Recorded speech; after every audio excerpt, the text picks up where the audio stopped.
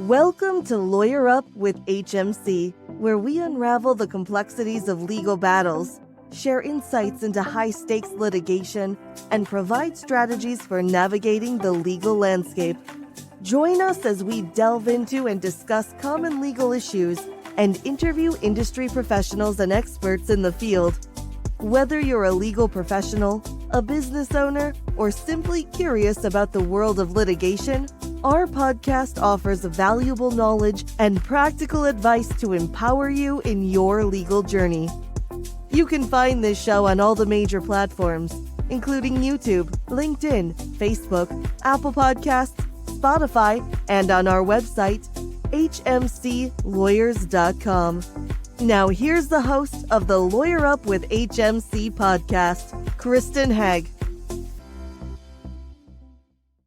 Hey everyone, welcome to Lawyer Up with HMC. I'm your host, Kristen Hagg. In today's episode, we will be discussing the prompt payment construction adjudication process. Geez, try to say that 5 times fast. Okay. We will provide an overview of the process and offer advice for contractors and subcontractors on how to be prepared and how to maximize their use of the prompt payment adjudication regime. And so today's guest host and associate at HMC Lawyers is Taylor Hudson. Taylor has a background in civil engineering. He was called to the Alberta bar in 2020 and has been working with our construction law group here at HMC. Welcome to the show, Taylor. Thank you very much. Glad to be here. And our expert guest for today is Jerry Crawford. Jerry is the principal director of KGC Consulting, a litigation support, legal project management, and commercial management firm in Alberta. Jerry has 38 years of accumulated experience in the building and civil construction industry, working predominantly in Canada on transportation, energy, commercial, industrial, multifamily residential, civil, and building infrastructure projects during the procurement, pre-contract, execution, and post-contract phases. And most relevant to today's discussion, Jerry is certified as a qualified construction adjudicator. And this is to say he is qualified as adjudicator under Alberta's Prompt Payment and Construction Lien Act. Welcome to the show, Jerry. Thank you very much, Kristen, for that introduction. It's great to be here today. And, before we get into the discussion, Jerry, I wonder if you could maybe just tell us a little bit about your background and how it is you ultimately got into adjudication and in what capacities you participate in or contribute to adjudications. Yes, thank you. So having been exposed to the pre-construction phase in the building industry, being on site, being in the claim and dispute business for the last 12 years, I initially was very interested to pursue an accreditation in either mediation or arbitration. And then in 2019, adjudication popped up on the radar in Ontario, and I thought I'd like to pay attention to this trend for a while based on what limited knowledge I had at the time, and got very involved in paying attention to the movie in Ontario, as well as being proactive and as part of a group of stakeholders to bring the prompt payment and adjudication process into Alberta. Right. And what you just said sort of leads into my next question. I was going to ask a little bit about the background of what is adjudication and how or why is it finding its way into construction lien legislation across Canada? Certainly, it has an international flavor starting in the UK. And the trigger there for the adjudication process was the courts in Britain were becoming very clogged with a lot of construction disputes. And they embarked on a process to try and declog the courts. And they thought adjudication would be a better way to resolve the disputes. Okay. And I guess before getting into discussing the adjudication process, the act has been changed from the Builders Lien Act to be called the Prompt Payment legislation. And so what is prompt payment? Sure. I'll just rewind a bit. So the challenge was becoming in the building industry, more and more trade contractors and contractors were financing building projects through their lines of credits. Um, all provinces were wrestling with the issue. Ontario decided to, and Quebec decided to move first to try and stamp out the abusive, elongated payment practice terms. And Alberta decided as well that based on, again, consultation with industry stakeholders and feedback, that it was time to overhaul their legislation to bring it into line with de-risking projects and trying to resolve disputes in a more timely fashion. Other provinces are coming aboard soon, Manitoba and Nova Scotia. And we also have federal legislation in place now that will apply in places like BC if they don't have their prompt payment in place or adjudication. That legislation will apply. And Kristen, I'll chime in to note that as Jerry's outlined, with this being a relatively new process in Canada, with Ontario taking the lead in 2019 and Alberta in 2022, prompt payment and adjudication have been hand in hand. And they're two sides of trying to tackle the same issue in the industry, to have payment as between the different parties in the construction pyramid be on a defined schedule, and take out some of the risk for the parties participating in these projects. And at the same time, adjudication provides a faster mechanism for resolving disputes, again, in a timely fashion when they do arise. So while we'll talk a bit more about the adjudication side today, it's part and parcel with the prompt payment legislation that's been enacted.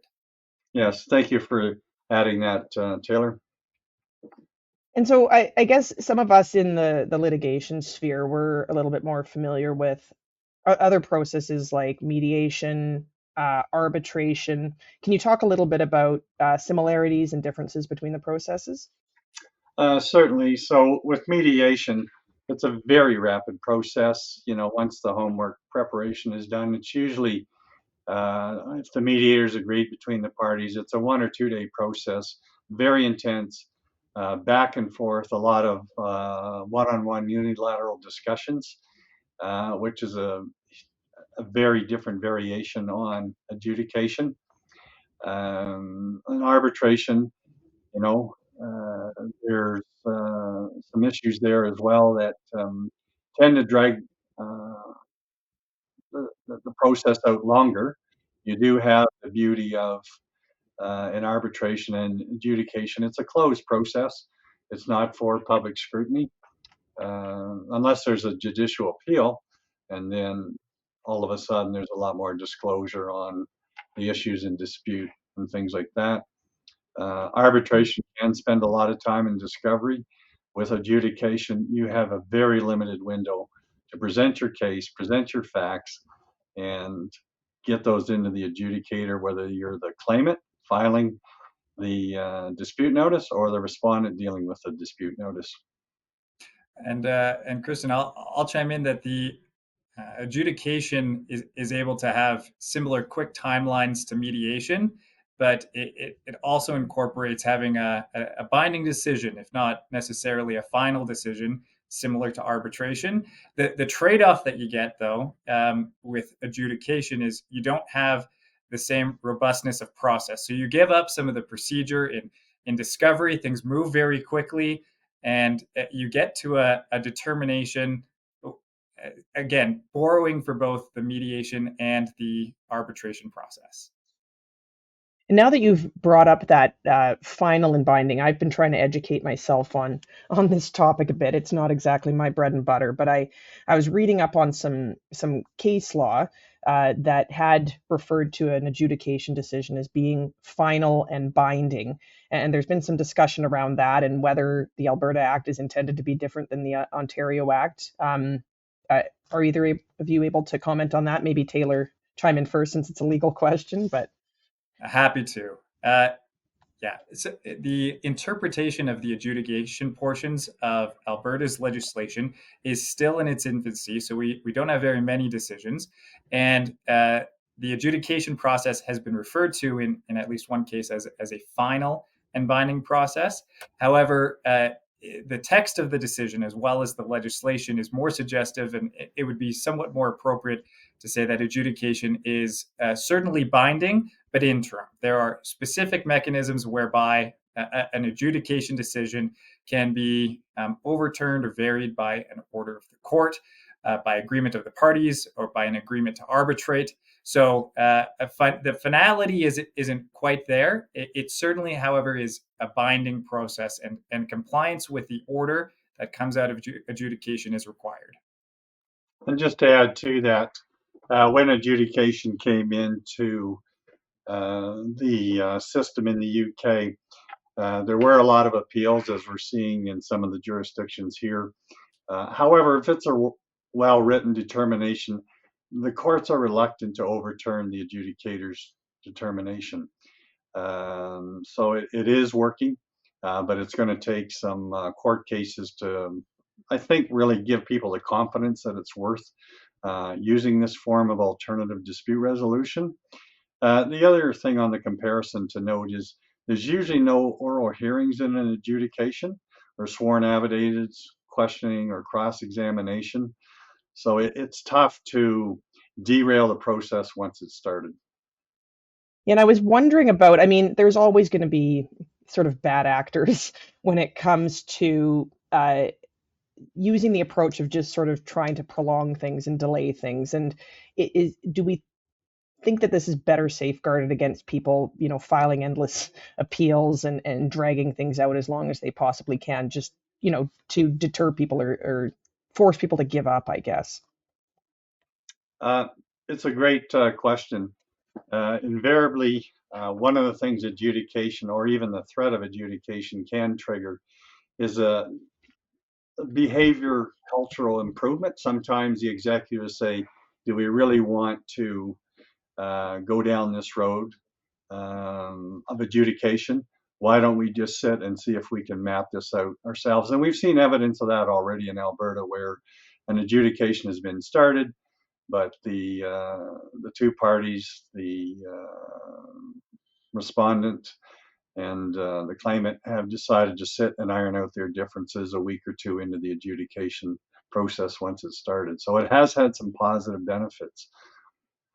Yeah, I'd guess by and large, it's probably going to be beneficial. And sorry, Taylor, you were about to make a comment. Absolutely. From the legal perspective, we often are giving advice to our clients with respect to, what are your options at this point, and what are the levers that you can pull. Having adjudication as a lever that can be pulled and result in very quick timeline responses and result in a binding decision is helpful. And just like Jerry said, it over time is going to change the culture of these disputes, where your informal negotiations are done against the backdrop of the ability to very quickly file a notice to adjudicate and be in very tight timelines to have a determination. The parties, if they know about these timelines, may be more inclined to exercise control and to settle things privately. So it's, as one of the levers that's available to parties in the construction sphere, it's a helpful step forwards. And yeah, we'll probably get a little bit more into what those timelines are, but maybe before talking about that, it'd be good to have an understanding of the scope of adjudication and what types of matters can be adjudicated. So Jerry, can you tell us a little bit more about what the Act permits to proceed to adjudication? Yes, the provisions in the Act have good language regarding the value of work, services provided, goods and materials furnished, issues involving non-payment, invoices owing, proposed change orders, holdback releases, and any other matters agreed to be adjudicated. So it's a broad piece of legislation that covers a lot of the issues that typically arise in dispute processes under the contract. Right, and one of the things that couldn't be adjudicated previously, when the Act first came out 2 years ago, was public works projects, but now that may be changing, or it will be changing thanks to Bill 30. Is that right? Yes, there's Bill 30's had its first review in the Edmonton in the Parliament for changes and amendments to the Act. We're waiting to see how that goes. There is some stakeholder engagement that has to be resolved fairly quickly in the next week or two for some changes potentially within Bill 30. One of the issues when the contract complete must be during the completion of the contract. This has become a big subject of controversy. Was the contract complete or not? And, that's been one of the judicial kind of reviews or appeals that we've seen, jurisdictional challenges that, is the definition of the contract complete, clear in the parties of the claimant and the respondent, So we hope to see that remedied. I know in Ontario, they're looking at tacking on a 90-day window for identifying contract completion. Anything past 90 days can be adjudicated. Bill 30 proposes to tie the adjudication right to date of final payment and substantial performance. So we'll see how that plays out.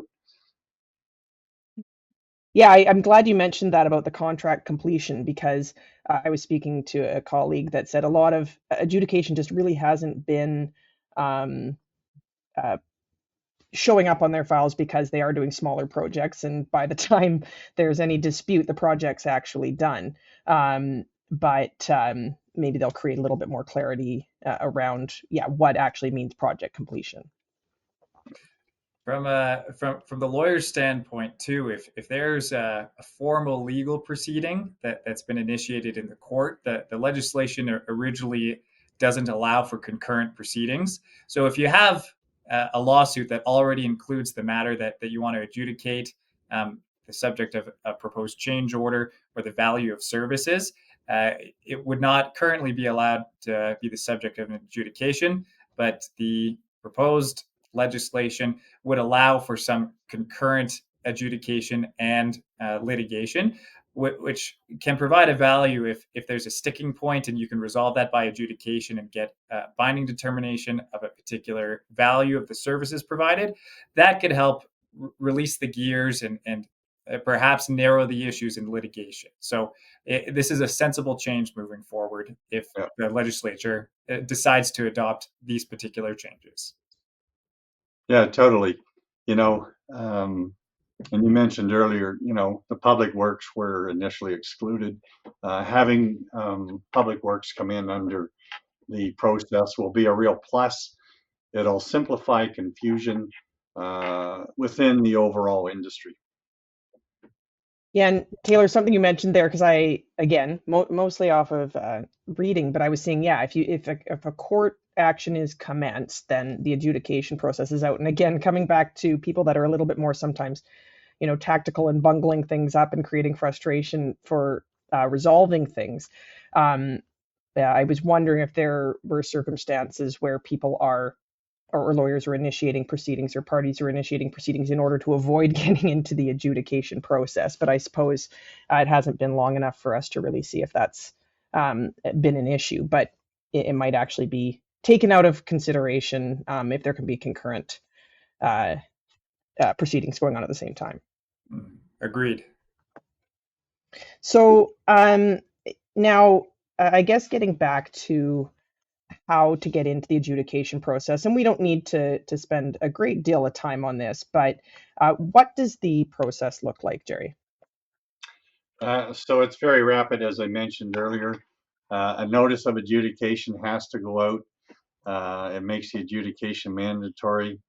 And what's important is to really crystallize the dispute that you want to have adjudicated. And sometimes that can be a tricky issue in and of itself between the parties to resolve, but you have to crystallize one single dispute. I want to have this adjudicated.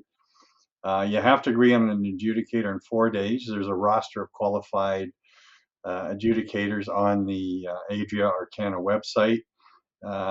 If they can agree an adjudicator, the nominating authority will appoint an adjudicator, and there is an appointment fee that has to happen within 7 days.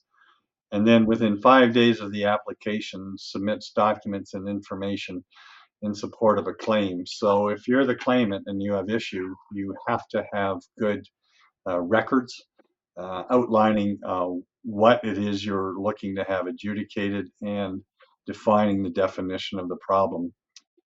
Within 12 days, the respondent does likewise. The adjudicator can seek clarifications and further documents until satisfied they can make a determination. And the adjudicator has a lot of power. Like he can issue instructions how he wants the adjudication process to go and flow. And he has a lot of discretion under the regulation and under the PPCLA to be able to give instruction in this direction. I would want to add that. Within 30 days of the receipt of the applicant's materials, the adjudicator delivers determination in the order.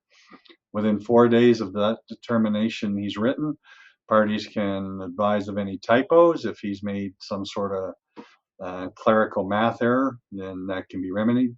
And then within 7 days of the determination, the nominating authority will certify the order and return it to the parties.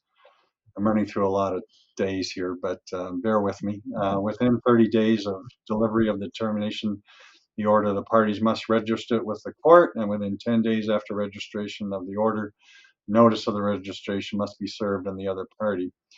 Most disputes are resolved in 30 to 60 days. In Alberta, we have a little more flexibility with the adjudicator to extend the timeline to, if the parties so agree, to write the decision.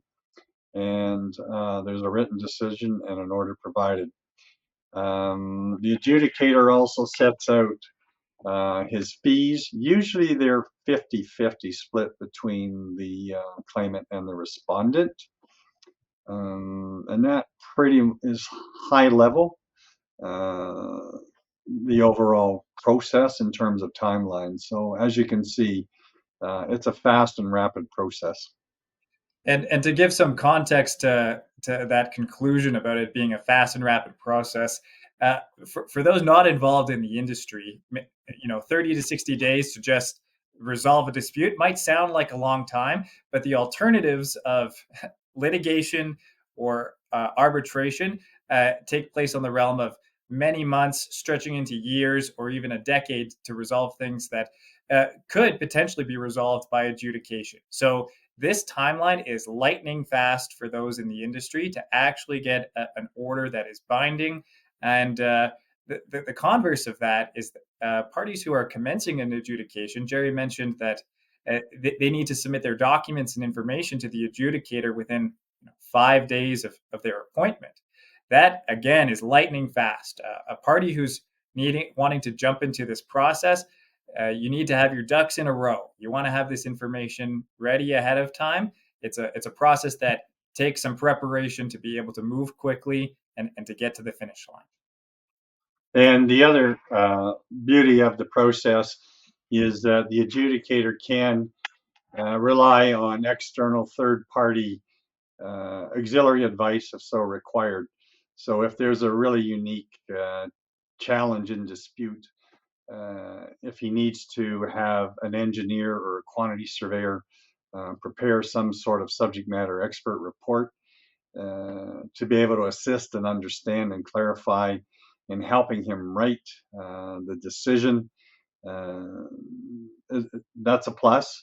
I can say from experience that having been involved in one of these already, doing a subject matter expert report, it almost felt like you're doing the adjudication itself. Because it's so fast. In the normal claim and dispute world, you have a month, sometimes 2 or 3, to prepare your documentation. But being involved in the adjudication process, it's a fast-moving clock. Now that you're mentioning, I mean, obviously this is very timely and faster than litigation, which we know can drag out for long periods of time. But a lot of when we talk, litigation or just legal services in general is about things being timely and cost effective. So I'm curious, with it being a faster process, I mean, there's still going to be expenses involved, but what are we looking at in terms of the costs of an adjudication? Are you able to comment on that, Jerry? Yeah, there's a fee structure. There's a scale on the website for disputes. It varies. It's pretty minimal for the smaller disputes. If it's a home renovation kitchen project that is under 100,000, it's not a get rich quick opportunity for the adjudicators. The larger disputes, once you start getting above in the 3 to 5 million range and above, it can be quite interesting. The fees go up; they're commensurate. In Ontario, I know they've had adjudications now as big as $10 million. Oh, yeah. Well, and I guess, I mean, that's always going to be the case with the increasing complexity or amounts involved in litigation as well. I mean, the costs are going to go up, but on a, relative basis, it's certainly sounds like a far more cost-effective process than going through litigation. Very much so for all parties, again, based on the research and looking at the costs that have been saved going through a lengthy court process or arbitration process. It's generally a much more conducive process because the adjudicator typically, he has a background in construction. That's part of being an adjudicator in terms of being accepted onto the roster and doing the training. You must have a minimum of 10 years of experience in the building industry, whether it's a practicing engineer, a quantity surveyor, an architect, a lawyer. So you're starting with a foundation of experience of people that are reasonably knowledgeable about construction and construction related issues.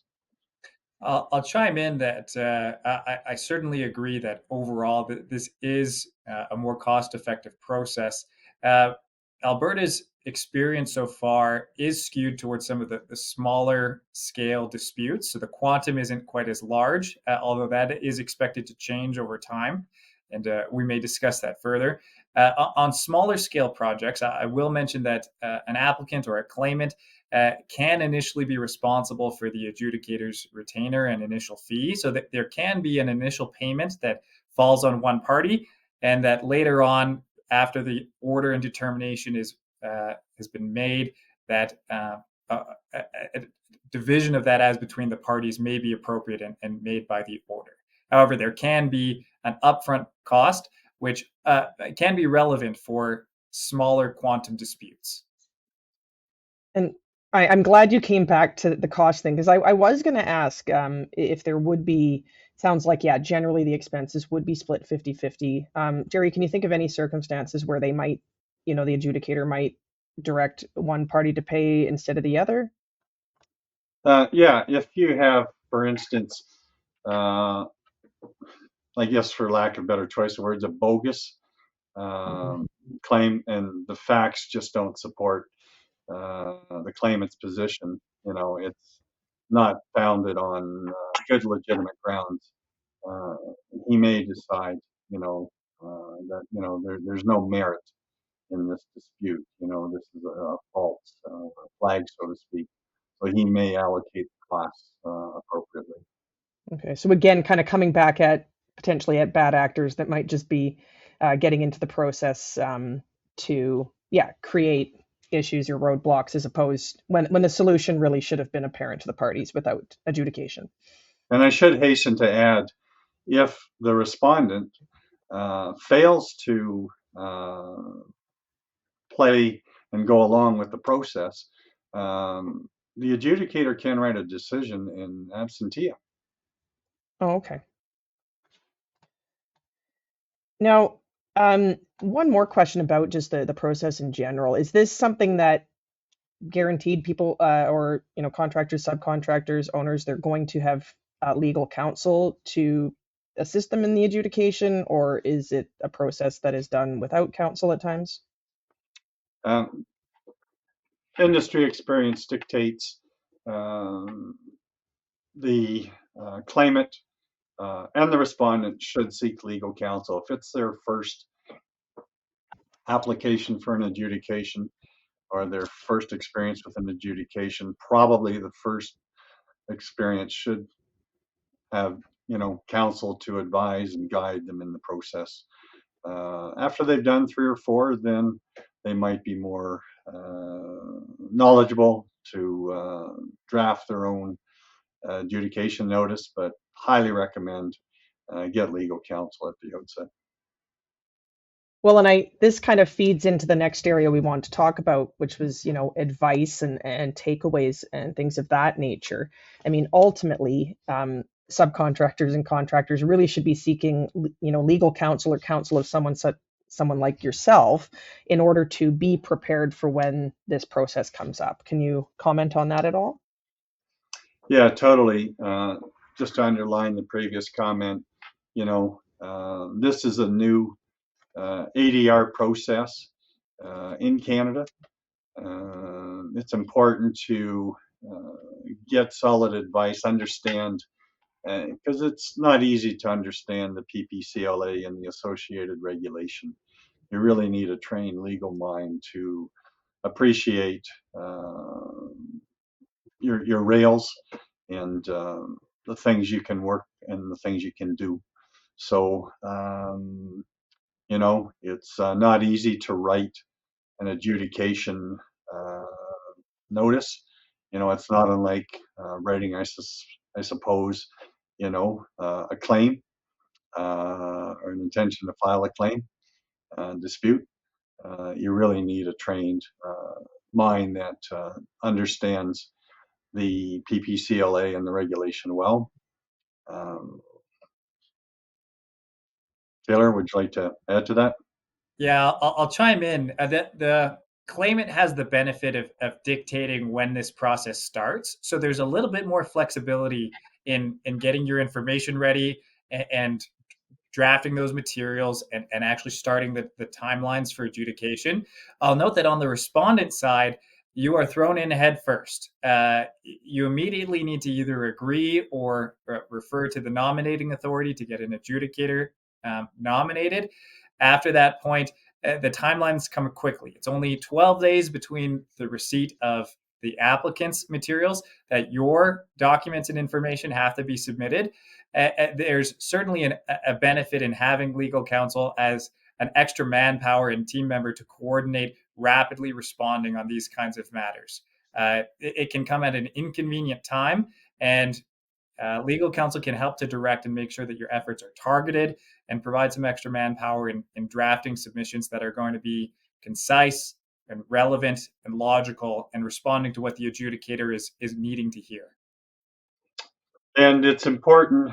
Most businesses appreciate the value of having a playbook if they have a fire or flood on the premises. And my advice to anyone listening to this podcast is, given the timelines, given this process, it's limited. I suggest you highly devote some time to creating some sort of internal battle-ready plans for this process if you're suddenly having to launch a claim for an adjudication or respond to a claim to adjudication. You don't want to be floundering on the 20th of December. What am I going to do about this adjudication notice that came in that someone's taking a run at me for $5 million? And Kristen, we'd mentioned earlier that the size of the quantum of these disputes in Alberta has initially been low, and that's partly because of the transition from when the Act applies to particular projects. There's a period where contracts entered into that already exist are not subject to the adjudication provisions of the legislation. However, those projects are becoming more rare. They are being completed, and larger projects are being started and will come into the point of their lives where they have these kinds of disputes, and adjudication is going to be on the table. So I would echo Jerry's comments that a playbook is necessary for contractors, for subcontractors who have heard about the adjudication process, but haven't seen it actually come into their own work, and it hasn't actually been a process they've experienced so far. That may not be the case going forward, and better to prepare in advance and have legal counsel ready to help to respond so that when this first happens, you aren't caught unawares. Some other sage advice to bring forth: a lot of the disputes are around either invoices that are not understood or workmanship.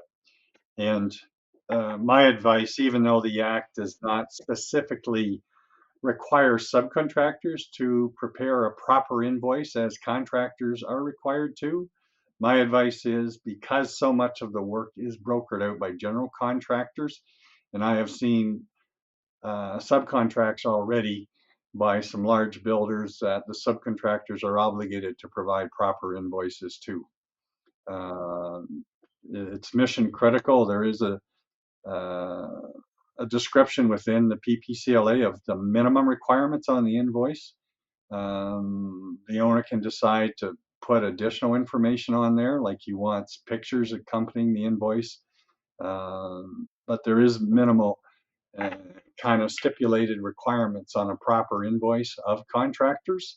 And I have seen too often, people have not spent the time to properly change up their processes. I know in a number of the adjudications in Ontario, even though they've had their adjudication regulation in place since October 2019, speaking to some of the adjudicators there, a lot of times it's just unfortunately just bad, sloppy invoice paperwork that is not understood.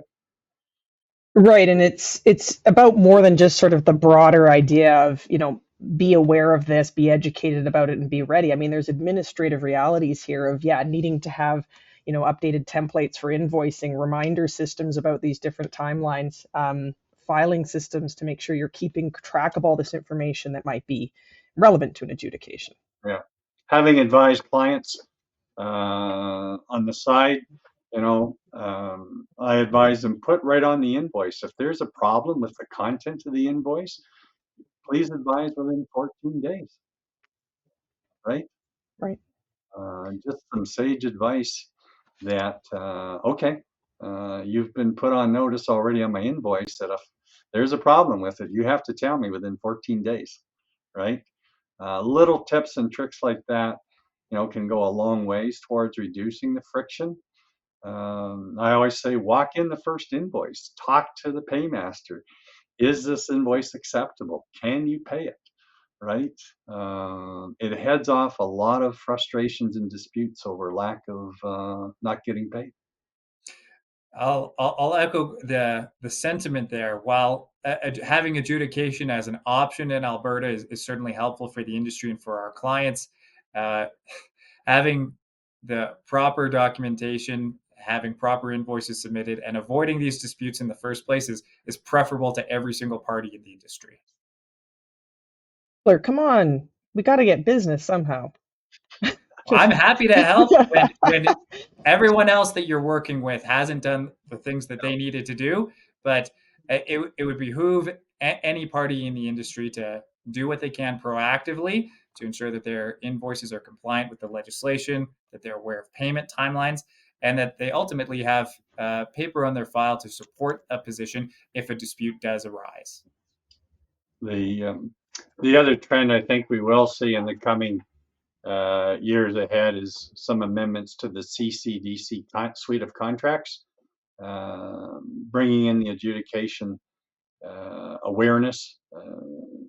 I'm not sure how that'll look 5-10 years out from now, but I suspect you're going to see more supplementary conditions around adjudication as a bridge in the interim. So you're going to see a series of hybrid ADR or dispute processes written into the contract. As jumping off that, as one of the takeaways for the industry, this is a changing process. The legislation in Alberta is new. Its application continues to roll out across a greater amount of the industry. There are contemplated legislative changes. We're going to be dealing with contracts that increasingly contemplate this kind of regime and incorporate it, as Jerry has referenced. We encourage anyone that has questions about this and isn't sure about how it's going to apply to them or how it's changing in the future, that you can reach out to legal resources to help get a grasp on what you need to know and how you can address the legal landscape in Alberta. Well, Andor, having discussions with somebody with the expertise that Jerry has, that there's various people that should be consulted with in order to make sure that you've got, like we said, your ducks in a row. And I was joking before, obviously, although we make a living off of people that get themselves into these issues and disputes.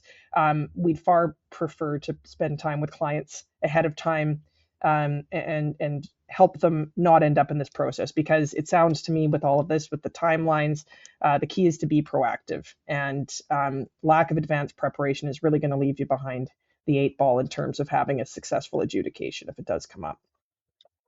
And the business is very highly dependent on good cross-functional communication, which unfortunately we've seen a digital generation evolve, that are much more inclined to use text on disputes. You want to avoid using any kind of text exchanges around disputes as if they're emerging. I have generally found throughout my career, if you pick up the phone first and call the other party and say, look, I think we have a problem. Did I catch you at a good time for 5 minutes? I'd like to discuss it. It really can take down the temperature and avoid a lot of friction as these disputes play out. It's key to have those proactive soft skills as much as it is to be paying attention to the legislation and the procedures, to really be working on those soft skills. So if an adjudication, you do go into it,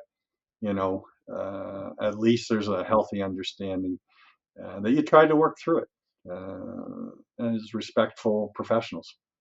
Well, despite the shot at my generation, Jerry, I think that's good advice. I was just going to say, darn millennials. I am a millennial, but I'm an elder millennial. So, I don't like to answer the phone when I get a call from unknown numbers, but for the most part, in practice, civility, having straight conversations with people, because so much can get lost over text or email and things like that. I think that is definitely very sage advice. So, well taken.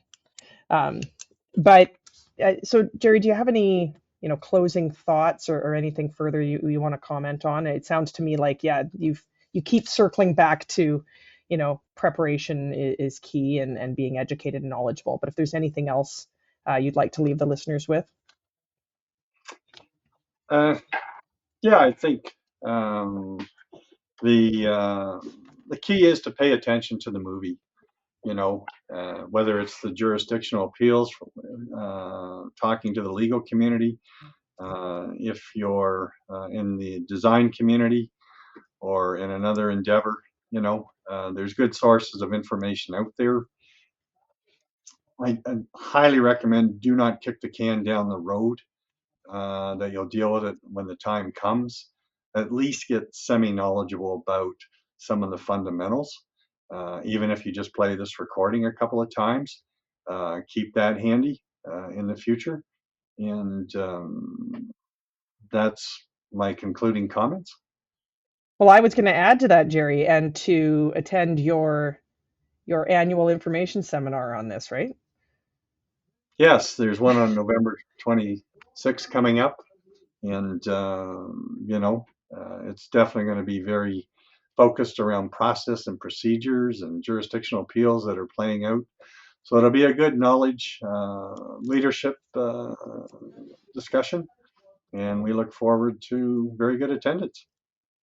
And I just want to note, because this probably will air after that actually takes place, that you do intend to do this on an annual basis moving forward, right? That is correct. Okay, good. An evolving field. It's new, as Taylor also pointed out, and it's important to pay attention. Well, and Taylor, I wanted to give the last thought to Jerry, but I should flip things over to you. Do you have any final thoughts before we conclude for today? Nothing we haven't mentioned already. Things move fast. Pay attention. We're here to help. Awesome. Well, thank you both so much for being here. This was a great conversation, and I look forward to having more conversations on this as the law and the process continues to develop into the future. Thanks for listening. You've been tuning into the Lawyer Up with HMC podcast with your host, Kristen Hagg. You can find this show on all the major platforms, including YouTube, LinkedIn, Facebook, Apple Podcasts, Spotify, and on our website, hmclawyers.com. Thank you for your positive reviews, comments, questions, and for sharing this show with others.